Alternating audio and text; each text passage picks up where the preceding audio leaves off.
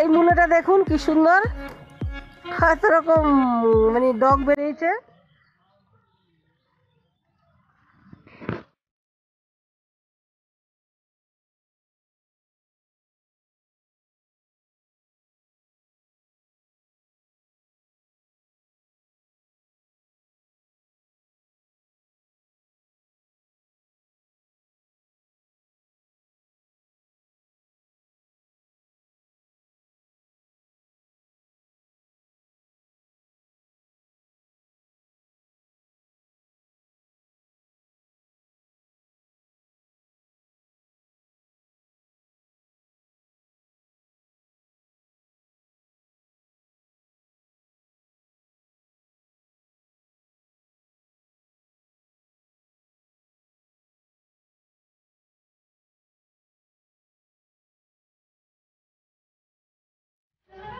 মাছটা বাজার থেকে আনার পরে ধুয়ে আমি রেখেছি। এবার আমি নুন হলুদ মাখিয়ে কিভাবে রান্না করব সেটা আপনাদের সঙ্গে শেয়ার করব।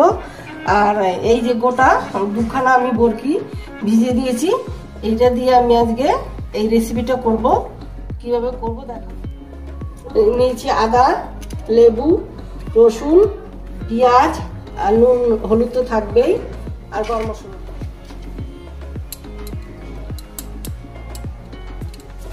ছবিটা দেখতে পারিস।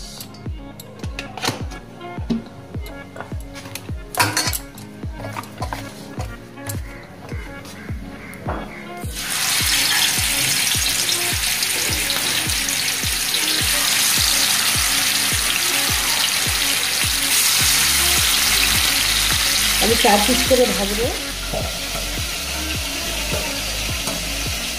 গুঁড়ো লঙ্কাটা দিয়ে দিলাম, একসাথে আমি পেস্ট করে নেবো। জিরার গুঁড়ো 2 চামচ দিয়ে দিলাম।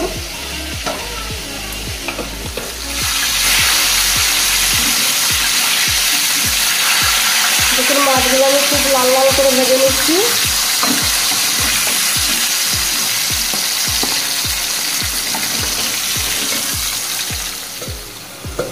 ফুলকপিগুলি ঠান্ডা হয়ে গেছে, আমি কেটে নিচ্ছি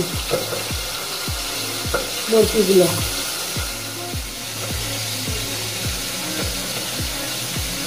এটা আমাদের একদম বাগানের গাছের নিজস্ব, এটা সার ফার দেওয়া না। এই বরফিটা সার দিলে আরো বড় হতো, সার দেওয়া না বলে ছোট ছোট। আমি বরফিগুলি ভেজে নিচ্ছি দুবার বলে, ভেজে ভেজে শিখতে যাচ্ছে। লেবু রসটা দিয়ে দিলাম। এসব মাছে একটু লেবু রস দিলে খুব ভালো লাগে, কোনো গন্ধ থাকলে তাহলে গন্ধটা কেটে যায়। আর বকরিগুলো ভাজা হয়ে গেছে, নুন হলুদ ছাড়া ভেজে নিয়েছি। এবার জিরা ফোড়ন দিয়েছি আমি।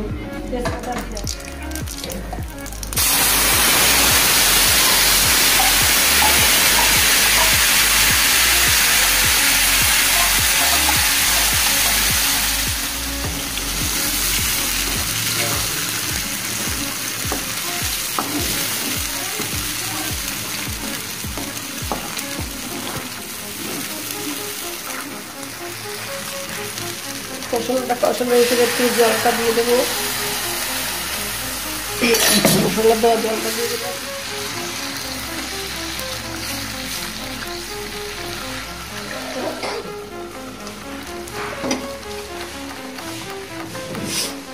এবার আমি মাছগুলো দেবো।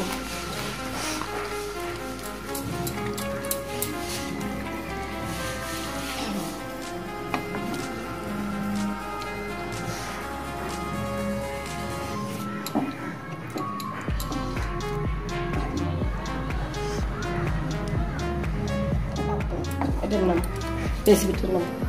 এবার আমি উপর দিয়ে একটু ফুলকপিটা দিয়ে দেবো। আমার রান্না মোটামুটি হয়ে আসছে।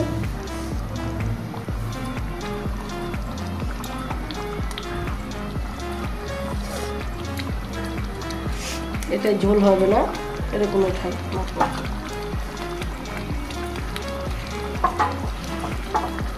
একটু গরম মশলা দেবো, নামিয়ে দেবো, একটু ঢেকে রাখবো।